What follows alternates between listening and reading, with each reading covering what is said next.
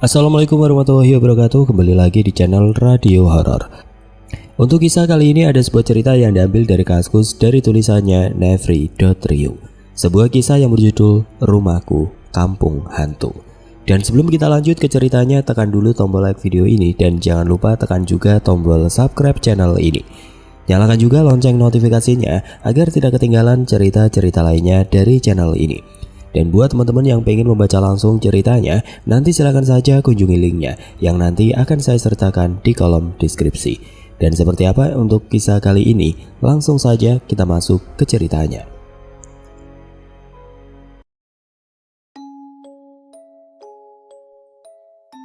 Saya menyebutnya kampung hantu, walau saya nggak sensus mereka. Tapi jenis hantunya lengkap di rumah saya. Numplek semua di sini. Mulai dari Mbak Kunti dan anaknya, gendruwo, hantu cewek berbaju putih, bola api, pocong, tuyul, bayangan hitam dan lainnya. Ada juga beberapa kali saya melihat penampakan yang menyerupai almarhum papa dan kakak saya saat listrik padam. Ada sosok yang menemani mama saya menjahit malam hari, bahkan ada anak-anak kecil ribut mengobrol saat saya sedang terlelap. Yang terpenting waktu tidur disarankan jangan menghadap bahkan melihat cermin. Apalagi cermin besar. Bisa jadi mereka akan menampakkan diri di depan mata kita melalui cermin itu. Waktu saya kecil, saya sering banget ngelihat namanya makhluk astral. Di rumah saya kayak kampung hantu. Untungnya udah gede gini, saya sangat jarang lagi ngelihatnya. Mungkin karena saya sudah banyak dosa kali ya. Rumah saya memang sering disebut orang rumah tusuk sate, karena kalau masuk ke lorong rumah saya, langsung mentok ke pagar rumah saya. Barulah di samping rumah saya ada lorong kecil menuju ke RT lain. Rumah saya juga termasuk gede, walau cuma satu lantai. Saya punya teras dan halaman yang lumayan lah buat muat 3 unit mobil. Kata orang-orang rumah saya jadi persinggahan para hantu, jadi banyak pendatang baru juga yang ikut nimbrung di rumah saya. Dulu almarhum papa saya suka banget nanam pohon palem pantai. Pohon palem itu tinggi banget kalau udah tua. Jadi tambah buat suasana rumah saya semakin horor. Bahkan ada 2 pohon palem legenda di rumah saya. Posisinya bersampingan, jadi kayak pintu masuk dunia lain gitu.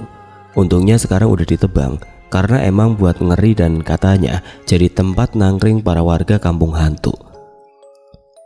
Kalau mama saya hobi berkebun, jadi di pinggir halaman memang disediain space buat bercocok tanam, terutama nanam pohon pisang. Dan sampai sekarang beranak pinak si pohon pisang itu.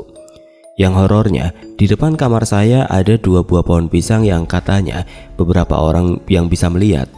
Ada Mbak Kunti dan anaknya yang standby di sana. Sering juga mereka menampakkan diri. Bentuk rumah saya kayak huruf L. Jadi kamar saya berderet dengan kamar kakak saya di bagian belakang. Di depan kamar saya langsung ke halaman dan kebun-kebun kecil racikan mama saya. Di setiap ruang di rumah, saya selalu melihat penampakan mereka. Bentuknya macam-macam. Beruntungnya saya hanya ngelihat cuma sekilas, nggak sampai jelas banget. Saya dulu hampir tiap hari kena tindih. Sampai-sampai saya nangis sesegukan karena nggak bisa tidur akibat selalu ditindih.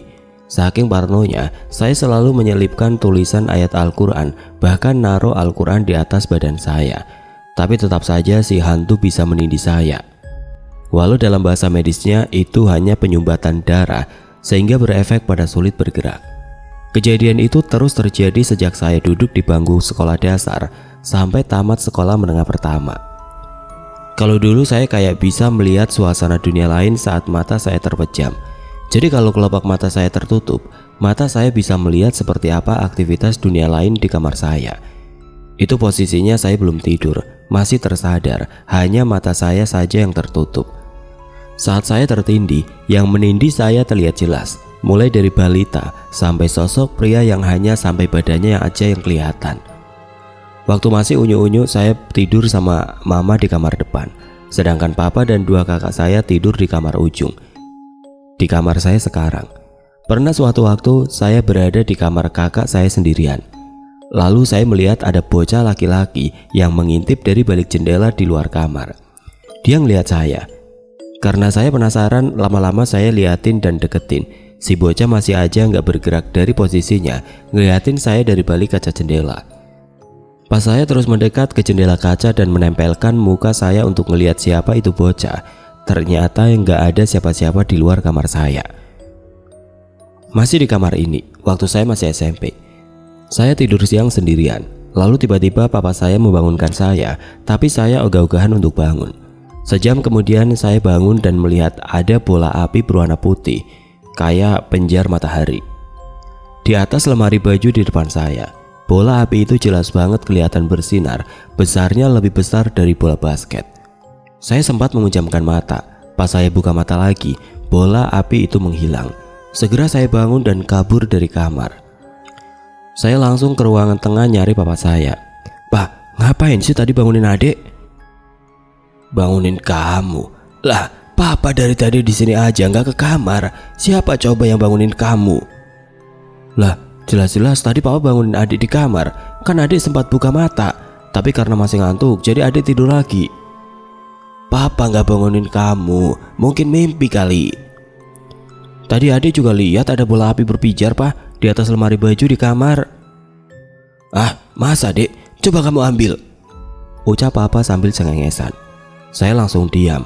Kadang saya kesel kalau cerita soal ginian sama keluarga saya. Dikiranya saya main-main gitu. Masa kalau saya ngelihat penampakan mereka bilangnya gini, "Kalau ngelihat lagi, ajak kenalan dong, kan lumayan nambah temen," kata mereka. Selalu gitu kan nyesel jadinya. Awalnya takut jadi nyebelin, karena keseringan direspon kayak gitu, saya jadi males cerita sama keluarga saya. Kamar mandi di rumah saya ada 2, satu dekat dapur, satu lagi di belakang, sekalian tempat cuci piring dan cuci baju.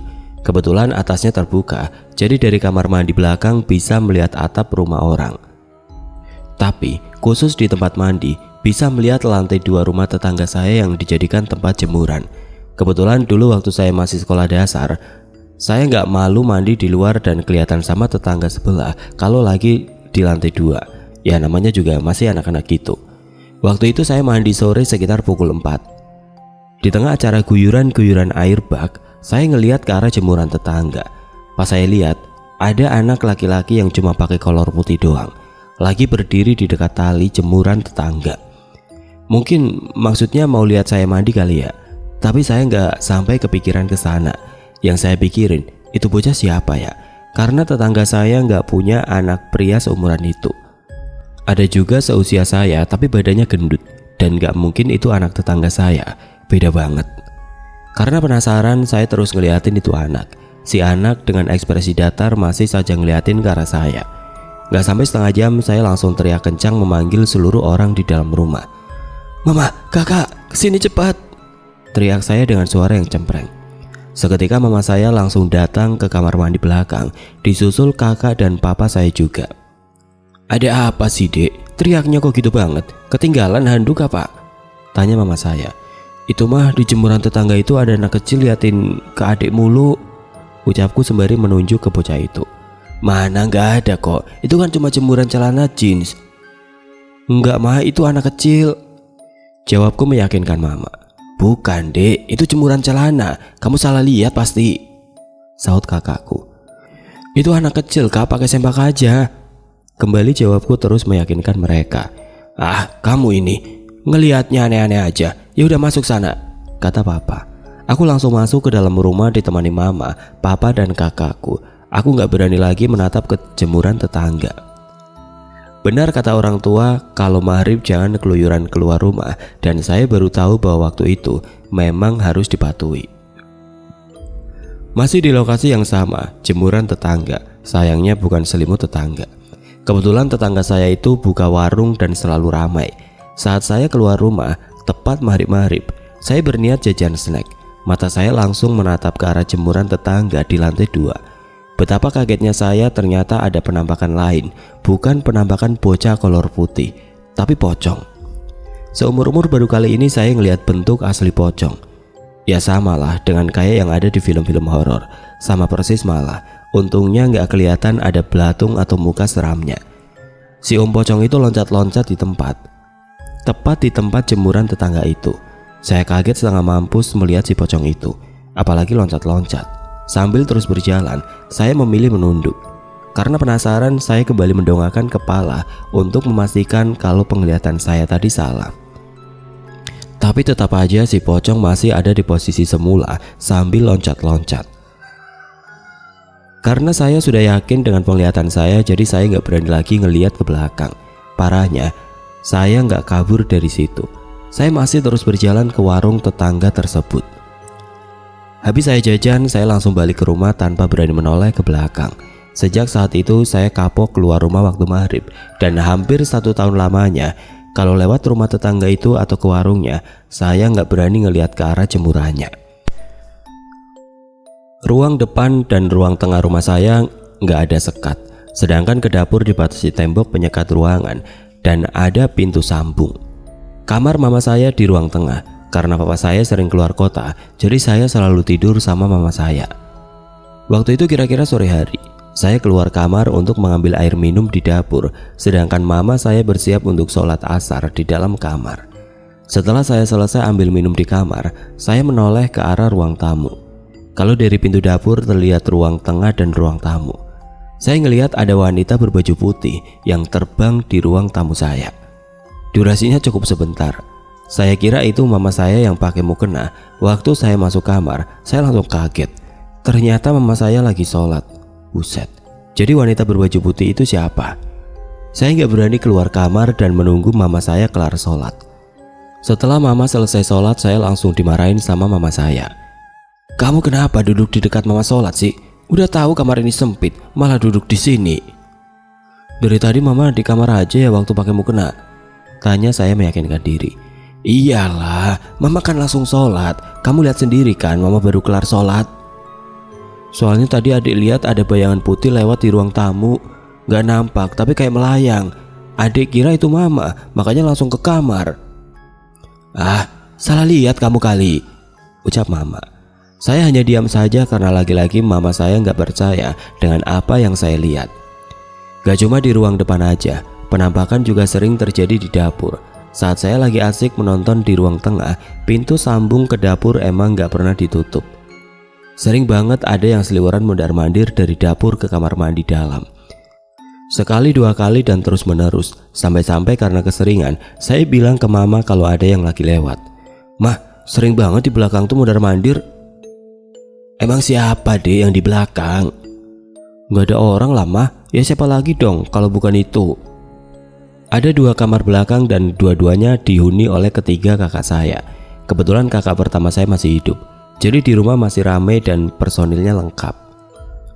Kamar kakak pertama saya biasa digunakan untuk keluar ke halaman, karena kalau lewat depan agak ribet ngelewatin perabot ruang tamu. Suatu waktu pas saya sendirian mau keluar rumah lewat kamar kakak pertama saya, sekilas saya ngelihat ada anak kecil yang ngikutin saya dari belakang. Waktu saya menoleh ke belakang, gak ada siapa-siapa. Langsung saya lari keluar kamar itu sekencang-kencangnya. Gila aja, siang bolong masih ada penampakan. Malamnya waktu saya tidur di kamar mama tapi kasurnya terpisah, saya ngedengar dengan jelas ada suara orang lagi ngobrol, seperti suara anak laki-laki kira-kira 2 orang. Suara tersebut berasal dari ruang tengah karena posisi kasur saya jauh dari kasur mama. Jadi saya ketakutan untuk membuka mata dan hanya mendengarkan percakapan mereka. Sempat sih saya ingat-ingat apa yang mereka bicarakan, karena suaranya lumayan besar, sedangkan kakak-kakak saya sudah molor duluan. Namun paginya saya nggak ingat sama sekali apa yang mereka obrolin. Kayak kehapus gitu ingatan saya. Waktu ada kakak saya, langsung saja saya tanyain apakah mereka yang semalam ngobrol sampai larut malam di ruang tengah. Kak, semalam ngobrol apa sih? Seru banget sampai larut malam di ruang tengah, tanya saya sama kakak kedua saya. Ngobrol? Siapa yang ngobrol di ruang tengah? Kami malah udah tidur dari jam 9 malam. Lagian ngapain ngobrol di ruang tengah? Terus siapa dong yang ngobrol semalam? Kali ini saya akan bahas soal makhluk besar yang kata orang indigo ada di ruang tengah. Sebenarnya saya tipikal yang gak percaya dengan orang indigo yang punya kelebihan tersebut. Tapi mereka gak berprofesi sebagai paranormal. Bahkan mereka adalah ibu rumah tangga. Dan ada yang punya cucu. Sedikit saya kenalin aja 2 ibu indigo ini ya. Yang satunya adalah ibu teman kakak saya, Putra, namanya Tante Jum. Keseharian beliau sebagai tukang urut tradisional, usianya sekitar 50 tahunan. punya 2 anak dan 1 cucu. Karena punya kelebihan, seringkali Tante Jum dimintai tolong untuk bantu pengusiran makhluk halus atau menutup mata batin anak-anak indigo yang belum sanggup untuk melihat dunia lain. Salah satunya adalah ponakan saya. Satunya lagi adalah Mbak Linda, penjahit yang buka usaha di rumahnya. Sebenarnya Mbak Linda ini bukan indigo, tapi roh kakeknya Mbak Linda sering masuk ke tubuh Mbak Linda. Gak tahu kenapa Mbak Linda yang dipilih. Kalau sudah gini Mbak Linda akan ngomong kayak kakek-kakek. Setelah saya dipijat sama Tante Jum, beliau bilang kalau saya harus hati-hati karena ada penunggu di rumah yang biasanya disebut genderuwo, suka sama saya. Dia sering ngikutin saya dan genderuwo itu ada di ruang tengah rumah saya, tepatnya di daerah TV dan ruang makan. Genderuwo ini kayaknya suka sama kamu dan dia akan menghalangi pria manapun untuk mendekatimu. Kamu jangan tinggalkan sholat agar tidak diganggu oleh dia, ujar Tante Jum. Oh gitu ya, emang sih kalau pacaran paling lama bertahan 1 bulan. Kalaupun LDR paling sampai 1 tahun aja, itu juga jarang komunikasi. Tapi kalau saya Sinta percaya kalau jodoh itu di tangan Tuhan. Mungkin aja emang belum jodoh sama mantan-mantan saya, lagian emang kita sering ada konflik, ujar saya yang kurang percaya dengan omongan Tante Jum. Iya, jodoh emang di tangan Tuhan, tapi kita juga perlu berhati-hati kan. Ya udah, nanti kalau ada apa-apa, kasih tahu tante saja ya. Pernah suatu waktu mama saya mampir ke rumah Mbak Linda. Orang tua Mbak Linda ini adalah teman akrab mama waktu di rumah lama. Kebetulan saat itu Mbak Linda lagi dirasukin kakeknya. Mama saya diajak ngobrol dan membahas tentang saya. Waktu pulang, mama saya ngajak ke rumah Mbak Linda. Keesokan harinya ia menceritakan sedikit tentang kerasukan Mbak Linda. Karena saya kurang percaya, saya nggak terlalu menggubris ajakan mama saya. Sampai akhirnya saya terpaksa ikut mama ke rumah Mbak Linda. Saat ketemu, Mbak Linda lagi memanggil kakeknya agar tubuhnya dirasuki. Lalu saya dipanggil untuk menemui Mbak Linda yang udah kerasukan. Saya lupa apa obrolan kami. Tapi saya nggak lama bertatap muka sama Mbak Linda karena saya memang ngindarin hal-hal mistis kayak gitu. Lalu Mbak Linda ngajak mama saya ngobrol. Rio, itu diikutin oleh genderuwo yang berasal dari rumah kamu. Sekarang genderuwo itu ada di luar rumah ini karena dia nggak bisa masuk ke sini, ujar Mbak Linda. Antara Tante Jum dan Mbak Linda sama sekali nggak ada hubungan. Bahkan mereka tidak kenal sama sekali. Sejak saat itu saya berpikir, apakah benar yang dibilang 2 orang ibu-ibu ini ya? Masa mereka kompakan mau ngibulin dan nangkutin saya? Percaya nggak percaya ya, beberapa hari setelah saya posting tweet tentang horor, tiba-tiba teman saya, Hari, BBM pagi-pagi. Dia cerita kalau dia mimpi buruk tentang saya dan saya harus hati-hati. Karena saya ngerasa nggak ada musuh bebuyutan, jadi saya bingung harus hati-hati sama siapa. Karena obrolan di BBM nggak nuntasin, akhirnya dia nelpon saya. Rio, semalam aku mimpi buruk tentang kamu, padahal aku baru tidur jam 12 malam. Langsung terbangun jam 2 malam karena mimpi buruk itu. Mimpi gimana sih? Kok kayaknya kamu ketakutan gitu? Di mimpi itu, saya dan Agus lagi bertamu ke rumah kamu. Duduknya di teras rumah. Waktu itu kita makan. Lalu kamu nyuruh saya bawa piring kotor ke dapur. Waktu saya sudah ke dapur dan akan keluar, saya mendengar ada suara gaduh dari dalam kamar. Kayak suara kamu marah-marah dan barang-barang dibanting gitu. Lalu saya mendekat ke kamar itu dan ngeliat ada makhluk besar tinggi, berbulu hitam dan matanya hitam berapi-api. Wajahnya sangat jelas saya lihat. Bahkan sampai sekarang saya masih ingat gimana bentuk wajahnya yang menyeramkan itu. Terus saya ngapain di dalam kamar itu? Kamu marah-marah gitu, gak tahu marah kenapa. Di dekat kamu ada makhluk itu. Lalu saya bilang ke makhluk itu, jangan ganggu orang di rumah ini, karena ini keluarga saya. Kamar kamu di ruang tengah gak? Kamar aku di belakang, tapi dulu waktu SD hingga SMP, kamarku di tengah, sekamar sama mama, tapi beda kasur aja. Kalau dulu kan papa sering kerja keluar kota, jadi bareng mama sekamar. Hari pun menceritakan bentuk rumah saya di dalam mimpinya. Saat masuk ke ruang tamu ada dinding kamar, lalu di ruang tengah ada kamar di samping kirinya, terus ke arah dapur. Di dalam kamar itulah dia melihat penampakan tersebut. Gambaran ruang tamu dan ruang tengah sama persis dengan rumah saya. Padahal teman saya belum pernah sama sekali masuk ke ruang tamu dan ruang tengah di rumah saya. Kalau bertamu, dia lebih suka duduk di teras rumah saja. Kita rencana akan ke tempat ruqyah untuk antisipasi kalau beneran ada tuh makhluk yang ngikutin saya. Tapi karena kita sama-sama sok sibuk, rencana itu belum bisa terlaksana. Tapi alhamdulillah banget saya belum pernah dan jangan pernah ngeliat itu makhluk. Bisa shock. Masih saat saya SMP, karena saya sering ngalamin hal-hal aneh di kamar mandi belakang, jadi saya lebih milih di kamar mandi dalam rumah. Posisinya di sudut dari dapur belakang. Dulu pintu kamar mandinya susah dikunci dari dalam. Jadi waktu saya di kamar mandi, semoga nggak berpikir aneh-aneh ya, jarang saya kunci, cuma tutup aja. Di kamar mandi dalam ada besi jemuran handuk yang dipasang di dinding kamar mandi. Bak kamar mandinya ada di depan besi jemuran, sedangkan toilet jongkoknya tepat berhadapan dengan besi jemuran itu. Jarak antara toilet dan besi jemuran itu kira-kira 3 langkah kaki. Di atas toilet jongkok ada lubang ventilasi udara. Jadi waktu saya buang hajat di kamar mandi dalam, tiba-tiba dari dinding di bawah besi jemuran handuk ada bayangan 2 tangan. Bayangan tersebut seakan mau mencekik dan lama-kelamaan mendekat ke arah saya. Saya pikir itu bayangan tangan kakak saya yang usil dari lubang ventilasi udara. Lalu saya menoleh ke atas. Tapi saya rasa nggak mungkin karena ventilasi udara itu tinggi dan untuk membuat pantulan bayangan tangan dari ventilasi tersebut, kakak saya harus naik pakai tangga yang tinggi. Masih berpikir positif, saya coba menyamakan posisi tangan saya dengan bentuk bayangan tangan yang semakin lama semakin mendekat. Tapi ternyata beda, itu bukan bayangan tangan saya. Seketika saya disergap ketakutan yang parah. Saya hanya terdiam ketakutan tanpa bisa berpikir panjang. Lalu, brak! Suara pintu kamar mandi terbuka sampai terhempas ke dinding. Saya langsung noleh ke arah pintu kamar mandi. Ternyata mama saya yang masuk dan mengambil air dari bak. Lega rasanya. Di saat genting seperti ini ada mama saya yang langsung masuk ke dalam kamar mandi. Tanpa pikir panjang, saya bersihin badan dan langsung kabur dari dalam kamar mandi. Setiap saya mau pup, saya hanya bisa menunduk atau memilih ke kamar mandi luar saat siang. Kalau malam saya minta temenin siapa saja yang ada di rumah untuk nungguin saya sampai selesai.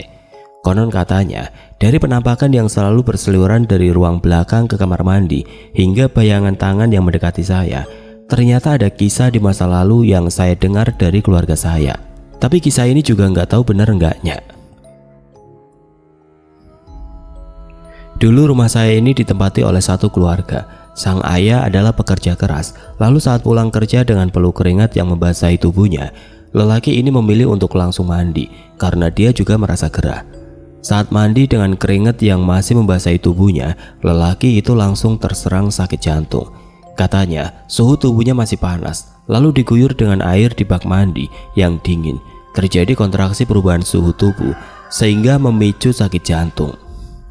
Kalau bahasa medisnya emang ada sih, tapi saya susah mendeskripsikannya. Rada adu aja juga sih nulis cerita ini di lokasinya, karena saya lagi ngetik di kamar tidur yang saya ceritain. Dulu kamar ini ditempati oleh kakak kedua dan ketiga saya. Terkadang kalau papa lagi pengen gabung sama anak-anaknya, beliau juga ikut tidur di sini. Dulu kamar paling ujung, yang sekarang kamar saya, adalah garasi mobil.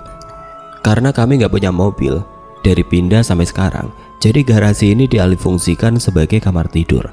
Jadi waktu itu almarhum papa saya lagi sendirian di kamar ini untuk melanjutin kerjanya. Jadi ada kipas angin yang suaranya sedikit berisik karena mesinnya juga udah tuir dan selalu dihidupkan saben hari. Malam-malam saat papa saya lagi sibuk dengan urusan kerjanya, tiba-tiba ada suara orang mengaji. Suaranya jelas banget, tapi semakin lama semakin mengecil dan mengecil. Katanya sih, kalau semakin mengecil bukannya jauh, tapi semakin mendekat itu makhluk yang ngeluarin suara. Karena penasaran, akhirnya papa saya matiin kipas angin. Tiba-tiba suara ngaji itu menghilang. Papa saya segera melihat ke sekitar kamar, tapi nggak ada siapa-siapa yang lagi mengaji. Kami semua lagi tidur. Berapa tahun kemudian saat papa saya sudah dipanggil Yang Maha Kuasa, hal tersebut terjadi sama kakak ketiga saya. Saat dia tidur dan masih setengah sadar, dia mendengar ada orang yang mengumandangkan suara azan tepat di samping telinganya. Seketika kakak saya langsung terbangun dan ke ruang tengah. Dia cerita tentang apa yang terjadi. Mama saya langsung menyuruhnya untuk sholat dan mengirimkan doa dan yasin untuk almarhum papa saya. Saat papa saya meninggal, para keluarga berbondong-bondong datang ke rumah untuk ngikutin yasinan 7 hari sampai 100 hari. Ada saudara saya dari Jakarta juga ikut menginap di rumah saya dan tidur di kamar saya. Karena kamar ini gede, jadi mereka disuruh tidur di sini semua. Sebut saja namanya Amran. Saya lupa nama saudara saya itu karena jarang banget ketemu. Kebetulan saat itu Amran udah mengantuk, sedangkan saudara saya lainnya masih sibuk bercengkrama. Lalu Amran masuk ke kamar saya. Belumlah dia tidur, tiba-tiba ada sosok pria menggunakan baju kerajaan. Kayak prajurit kerajaan lengkap dengan tongkatnya, datang dari arah dinding lalu berlari melayang dan menembus dinding ujung kamar.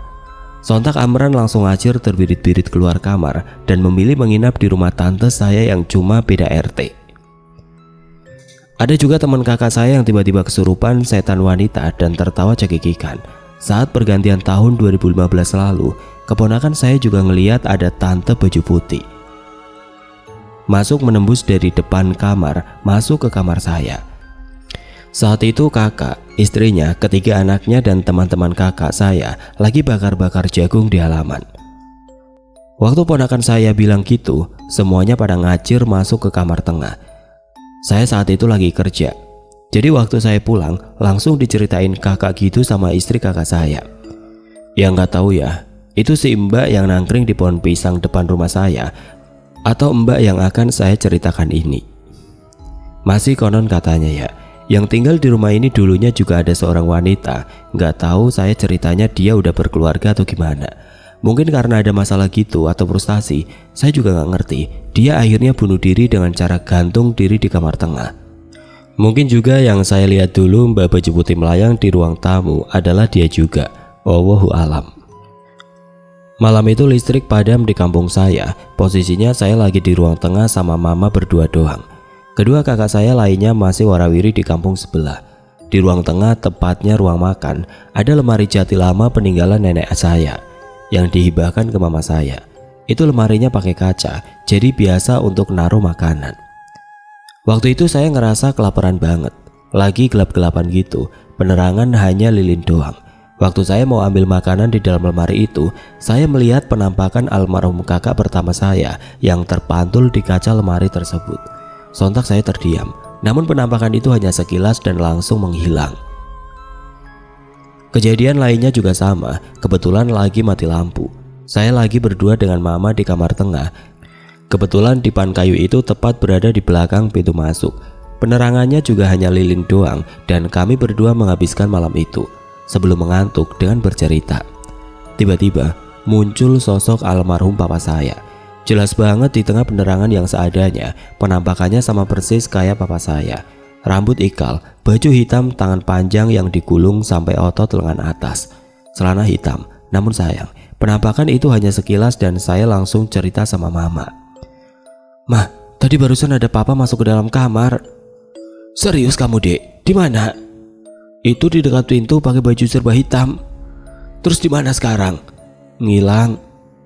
Ponakan saya yang saya ceritakan sebelumnya yang mata batinnya ditutup juga kayaknya sering melihat papa saya. Apalagi tiap saya nanya, "Di mana opanya?" "Dek, di mana opa Tok?" "Tuh di atas," sambil nunjuk ke atas langit-langit kamar saya. Langsung saja saya terdiam dan ngerasa ngeri. Namun karena terbiasa dengan jawaban dia seperti itu, jadi saya nggak takut-takut amat. Dari dua saudaranya, dia emang kayaknya yang nurunin bisa ngelihat penampakan deh.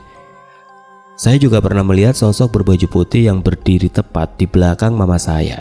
Saat itu mama saya lagi menjahit di ruang tengah. Sosok putih tersebut sekilas tingginya, ya kayak almarhum papa saya juga sih. Itu saya ngelihat waktu saya masuk rumah dari pintu depan dan langsung ngelihat itu penampakan. Untungnya cuma beberapa detik doang. Lalu saya langsung ceritain lagi sama mama.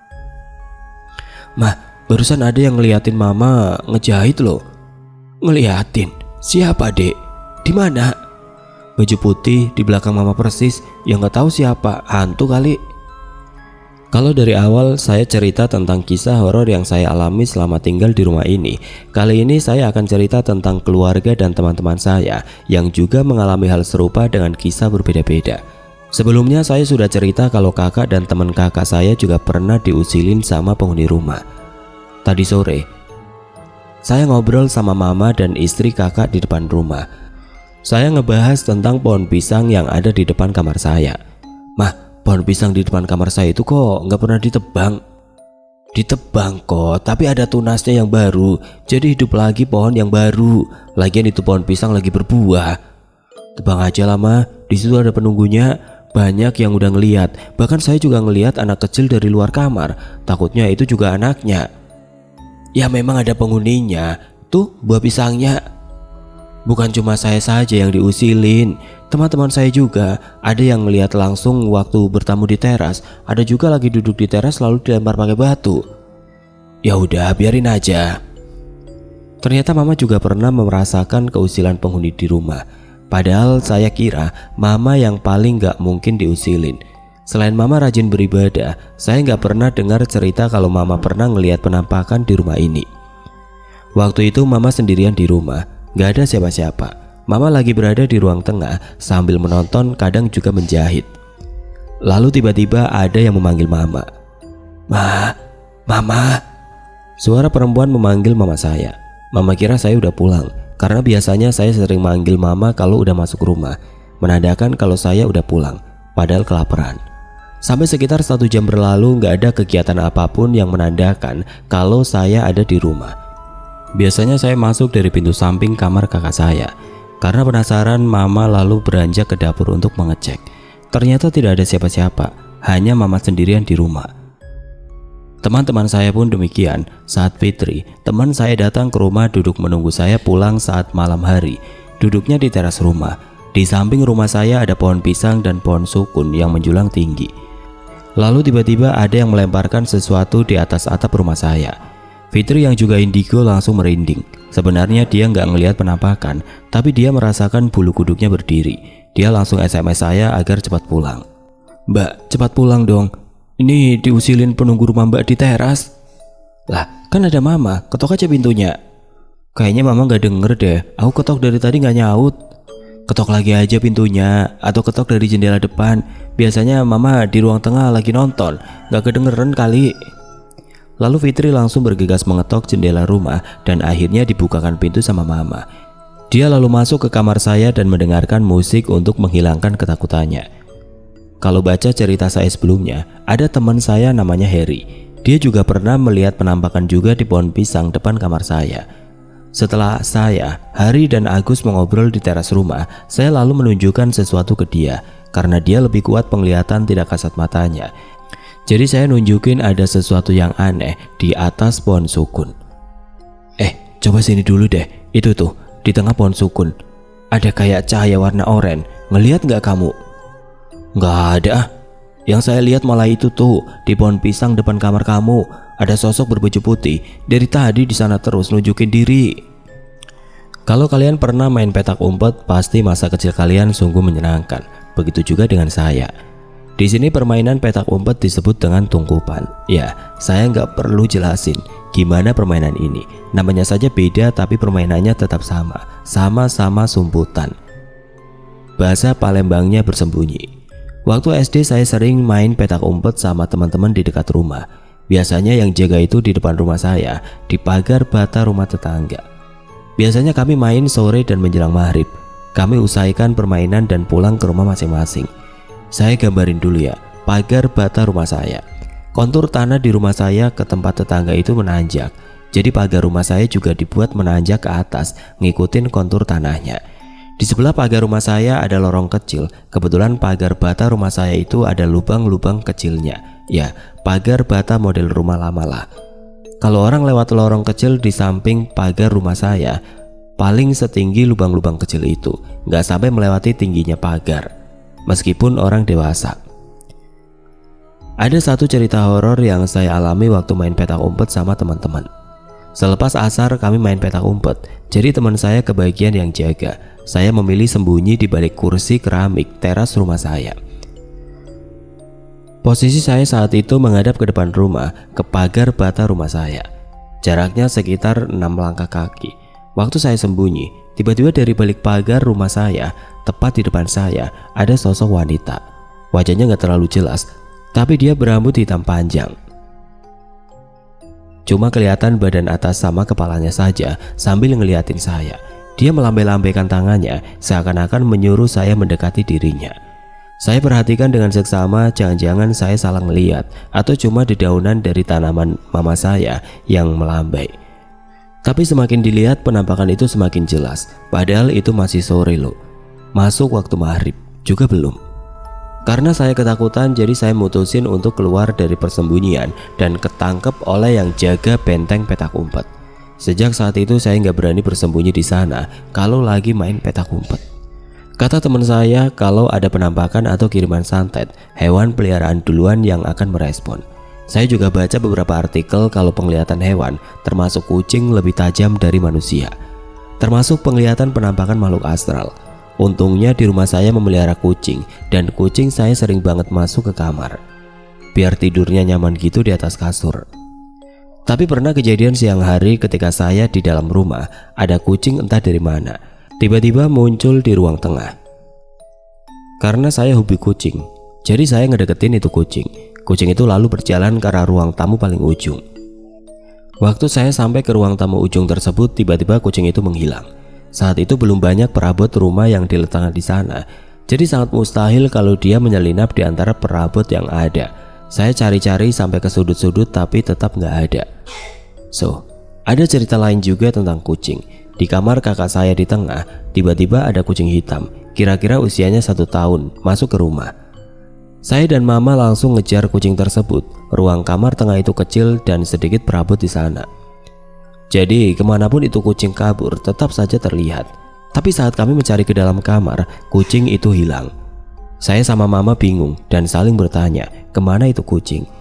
Saya udah berpikir kalau ini kucing pasti jelmaan atau sejenisnya. Sampai akhirnya kami membalikan spring bed dengan kaki spring bed yang sulit disusupi kucing seusia itu. Ternyata itu kucing menyelinap di plastik spring bed yang bolong. Untuk cerita selanjutnya, cerita ini sebenarnya alhamdulillah enggak terjadi di rumah saya, tapi ini menimpa keponakan saya nomor 2, namanya Oji. Di rumahnya Oji termasuk anak yang lincah dan usil, usianya baru 3 tahunan. Selain nangis dan tidur, Oji sangat pecicilan, apalagi sama adiknya yang baru berusia 1,5 tahun. Kisah ini saya dengar dari istri kakak saya, ibunya Oji. Pada malam hari, nggak inget hari apa, Oji tiba-tiba terbangun dan langsung menangis. Sontak orang tuanya juga ikut terbangun dan menanyakan mengapa Oji menangis. Ternyata Oji mimpi seram. Dia mimpi ada nenek-nenek dengan muka seram yang mengganggunya dalam mimpi. Karena masih anak kecil, jadi dia nggak terlalu bisa menceritakan gimana mimpinya tersebut. Keesokan harinya Oji jadi pendiam, nggak seperti biasanya. Dia hanya murung di kamar. Diajak makan pun ogah-ogahan, padahal anaknya ini rakus aslinya. Kadang dia nangis sendiri tanpa sebab. Sering juga menutup telinga sambil geleng-geleng kepala. Dia juga takut melihat ke arah jendela di kamarnya. Jendela tersebut memang langsung mengarah ke teras rumahnya. Ibunya sering menanyakan kenapa dia murung dan sering nangis sendiri. Tapi Oji hanya bungkam sambil geleng-geleng kepala, bahkan menangis. Sampai akhirnya Oji cerita tentang apa yang dialaminya. Nenek itu ada di luar jendela, dia selalu ngelihat Oji terus. Nenek yang mana, Ji? Di sini kan nggak ada nenek. Sambil ngelihat ke arah jendela. Itu ada nenek di luar, Oji takut. Karena Oji selalu murung, jarang makan, akhirnya Oji jatuh sakit dan kondisi ini berlangsung sekitar 2 minggu. Biasanya saya selalu mampir ke rumah kakak saya, tapi nggak tahu kenapa waktu kejadian ini saya nggak pernah ke sana. Orang tuanya langsung cemas dan mencoba berbagai cara untuk membuat Oji seperti dulu kala. Tapi akhirnya orang tuanya memutuskan untuk meminta bantuan ke Tante Jum. Ini yang saya ceritakan di part sebelumnya. Akhirnya Tante Jum datang ke rumah dan orang tua Oji menceritakan semuanya.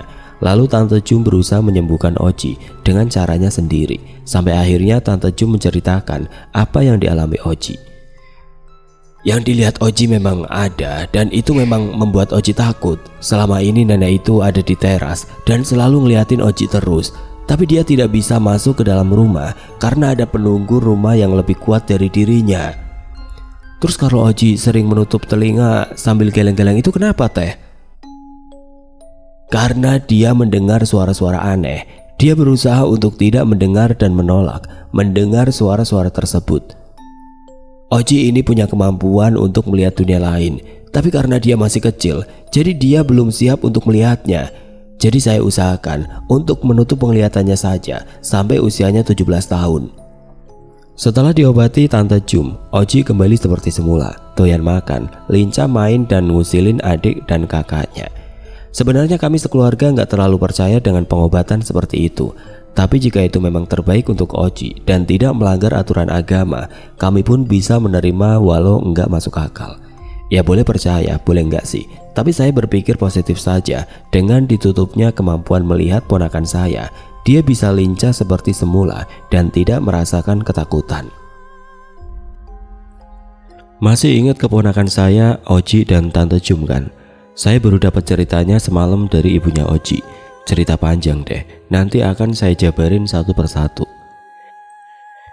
Pasca keponakan saya bisa ngeliat dan akhirnya penglihatannya ditutup sampai usia 17 tahun. Tante Jum menyarankan kalau Oji jangan sering diajak main ke rumah saya, ke rumah omanya. Bukan maksud nggak mau deketin cucu dan neneknya, tapi ada hal lain yang dihindari. Karena Oji kemarin diikuti sama setan nenek-nenek, potensi untuk diikuti makhluk halus lainnya juga ada. Jangan sering-sering ajak Oji ke rumah omanya, karena rumah itu sarangnya makhluk halus. Takutnya nanti ada yang nempel di tubuh Oji lagi. Pantesan aja Oji kadang merasa takut kalau di rumah omanya. Kalau dilihat dari mata batin, sebenarnya lantai rumah di sana itu bisa terbelah dan banyak sekali penampakan di sana. Oh, kalau jadi lokasi uji nyali berarti cocok ya. Saya juga baru dapat cerita lainnya yang dialami teman kakak saya, namanya Putra dan Ican. Mereka sering banget menginap dan tinggal di rumah saya sebelum mereka berumah tangga. Mereka berdua yang paling akrab sama keluarga saya. Sebenarnya teman kakak saya yang sering main ke rumah sih banyak, bahkan belasan orang. Pernah suatu waktu mereka semua tidur di kamar saya. Waktu itu masih kamar kakak saya. Saking ramenya tidurnya kayak susun dencis, dari pangkal kamar ke ujung kamar. Jadi kakak saya, Putra dan beberapa teman lainnya bersantai-santai di ruang tamu dan tengah. Di saat mereka semua menonton, Putra memilih tidur. Belum lama tidur, tiba-tiba Putra dibangunkan oleh seseorang. Awalnya dia merasa kesal, ada yang mengganggunya tidur. Tapi waktu dia buka mata, dia langsung terkaget dan meloncat dari kursi panjang di ruang tamu saya. Yang bangunin dia ternyata Pocong, dan Pocong itu loncat-loncat di samping dia. Padahal di sana gak cuma ada dia sendiri, ada kakak saya dan teman-teman lainnya. Sejak saat itu kalau Putra sedang di rumah saya sendirian dan memilih menetap di kamar kakak saya dan menghidupkan semua lampu di kamar. Saya jadi berpikir, masa Pocong di rumah tetangga yang saya lihat dulu bisa loncat ke rumah saya ya? Semoga aja enggak. Kalau cerita si Ican lain lagi. Sebelumnya saya pernah ceritakan kan, kalau ada teman kakak saya kesurupan hantu cewek. Nah, ini dia orangnya. Jadi waktu itu saya dan mama saya lagi mudik ke kampung. Kakak kedua dan istrinya yang menunggu rumah. Ada juga kakak ketiga dan teman-temannya yang ngeramein rumah. Waktu itu istri kakak saya lagi hamil tua. Semalam dia gelisah tidur. Dia juga merasakan ada yang memegangi kakinya. 2 malam berturut-turut juga ada suara wanita menangis. Karena ketakutan akhirnya kakak saya nyuruh istrinya lekas sholat dan membaca amalan. Lalu mereka membaca ayat kursi sambil mengelilingi kamar sebanyak 3 kali. Saat itu mereka tidur di kamar mama, di ruang tengah. Lalu malam-malam tiba-tiba Ican menjerit memanggil nama kakak ketiga saya. Istri kakak saya mendengar dan menanyakan kenapa si Ican menjerit seperti itu. Karena kakak saya nggak ingin istrinya ketakutan, jadi dia mengalihkan topik dan akhirnya lanjut tidur lagi. Paginya istri kakak saya menanyakan kenapa Ican teriak malam-malam. Karena kakak saya sudah menyuruh Ican untuk tidak cerita, jadi istri kakak saya nggak tahu cerita sebenarnya. Ternyata Ican melihat penampakan di kamar kakak saya. Kebetulan yang lagi di kamar cuma dia sendiri, dan kakak ketiga saya lagi di ruang tengah makan malam.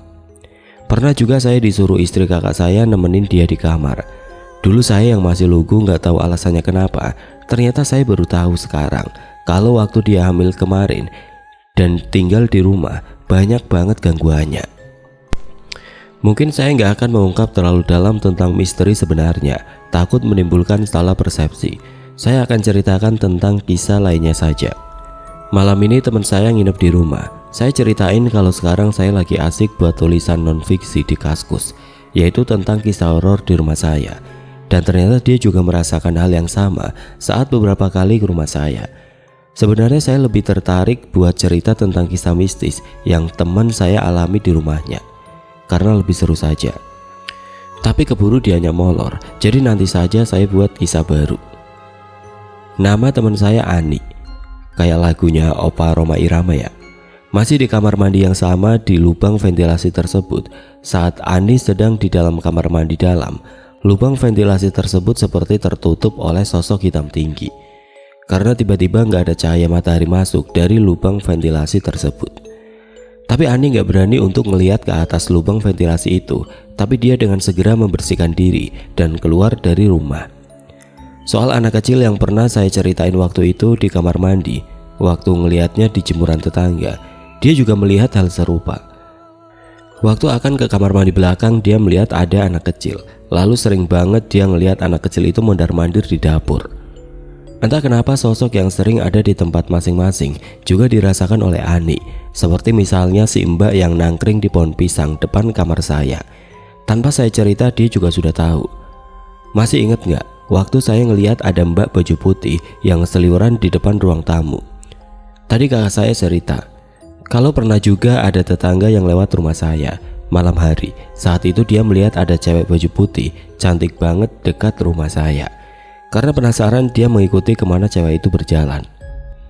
Cewek itu langsung masuk ke pekarangan rumah saya. Si tetangga saya terus mengikutinya sampai ke halaman rumah saya. Namun tiba-tiba cewek itu berjalan menembus pagar rumah saya yang membatasi rumah saya dan tetangga. Tanpa pikir panjang itu tetangga langsung kabur terbirit-birit. Cerita ini juga sempat heboh di kampung saya dan merebak kemana-mana. Ya akhirnya kisah horor ini jadi konsumsi publik. Saat kakak saya cerita, ternyata teman-teman kakak saya yang pernah main dan menginap di rumah juga mengalami gangguan mistis. Emang gak diceritain secara detail sih, tapi ada beberapa yang dibocorin sama kakak saya. Kalau baca postingan saya di awal, saya pernah cerita tentang 2 pohon palem berdekatan. Nah, 2 pohon itu kayak jadi portal masuk makhluk halus, dan ternyata emang benar. Kata kakak saya, sebelum 2 pohon palem itu ditebang, banyak banget makhluk halus yang mampir kemari dan nongkrong di itu pohon. Karena rumah saya posisinya tusuk sate, semakin jadi deh rumah ini sebagai kampungnya hantu. Karena emang itu pohon semakin mendongkrak kehororan rumah saya. Jadi pohon tersebut akhirnya ditebang. Emang dulu banyak yang mampir dan singgah di pohon itu. Salah satunya Mbak Sumi, hantu wanita. Tapi karena udah ditebang, jumlahnya nggak seramai dulu. Mereka semua cuma pendatang doang kok. Dan sekarang udah sedikit yang singgah di sini. Terus si Mbak Suminya mana? Masih ada di halaman rumah. Kalau soal penampakan yang kamu lihat di ruang tamu dan yang dilihat tetangga, bisa jadi sosoknya sama, bisa juga beda. Dari seluruh keluarga saya, papa, mama, 3 kakak dan saya, hanya kakak kedua saya yang jarang diusilin, dan mama yang lebih jarang lagi. Saya akan ceritain bagian penting saat saya ngobrol sama kakak saya semalam. Awalnya saya nggak terlalu menggubris, kenapa banyak banget penghuni di sini. Tapi setelah saya nulis ini, lalu ada sosok yang masuk ke mimpi teman saya. Hingga sosok lainnya yang dilihat teman saya lainnya. Akhirnya saya nanyain tentang kisahnya. Kakak saya emang nggak bisa menjawab kenapa semuanya pada numplek di sini, karena dia juga nggak tahu. Tapi dengan ditebangnya pohon palem depan rumah, jumlahnya pun semakin berkurang. Waktu itu kakak saya pernah memanggil salah satu penghuni di sini, yaitu dengan merasuki salah satu temannya. Ternyata yang masuk adalah kakek-kakek bernama Maliki. "Kamu siapa?" "Saya kakek Maliki." "Kenapa kamu di sini?" "Saya sudah lama di sini. Saya penjaga rumah ini." Obrolannya yang diceritain sih cuma gitu doang. Cuma kakek ini menjaga benteng Takeshi di ruang tengah rumah saya. Dulunya itu kamar tidur, tapi karena nggak ada ruang makan, akhirnya dirombak jadi ruang makan. Sosok kakek ini hampir sama diceritain sama teman saya Ari. Waktu dia lebaran ke rumah saya, dia ngeliat ada yang berlalu lalang di ruang tamu ujung sampai ke ruang makan, dan posisinya berada di sudut ruang tengah, tepat di tembok perbatasan ruang makan dan kamar mandi dalam. Sebelumnya Ari juga pernah melihat penampakan lainnya saat dia antar saya pulang malam-malam. Waktu dia membelokkan mobilnya, dia ngeliat kalau di depan rumah saya ada penghuninya.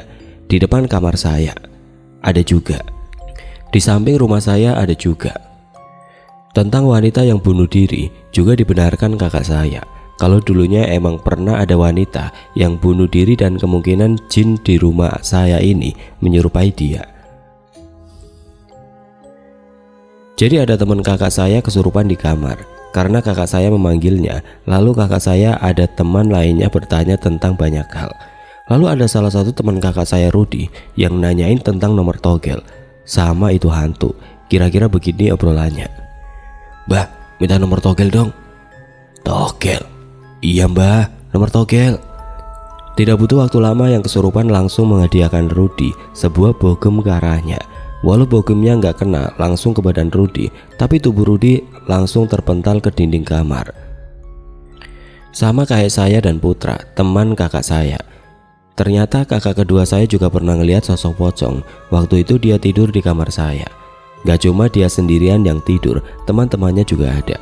Mungkin sifat pocong ini emang usil ya. Jadi dia bangunin kakak saya saat tidur. Waktu kakak saya terbangun, dia terkaget ngelihat pocong di depan matanya lagi loncat-loncat. Entah kenapa mata kakak saya selalu ngelihat itu pocong tanpa berkedip. Mulutnya juga komat kamit, membacakan surat-surat pendek yang dia ingat. Semua surat-surat pendek kakak baca, tapi nggak tahu kenapa bacaannya amburadul dan pocong itu masih di depan kakak. Sampai akhirnya kakak ngucapin takbiran. Seketika pocong itu menghilang. Apa pocong itu yang saya lihat waktu itu di rumah tetangga? Kalau di rumah tetangga sih dia memang memelihara. Terus yang dilihat Putra gimana? Pocong juga di ruang tamu. Apa pocong di tetangga loncat ke sini?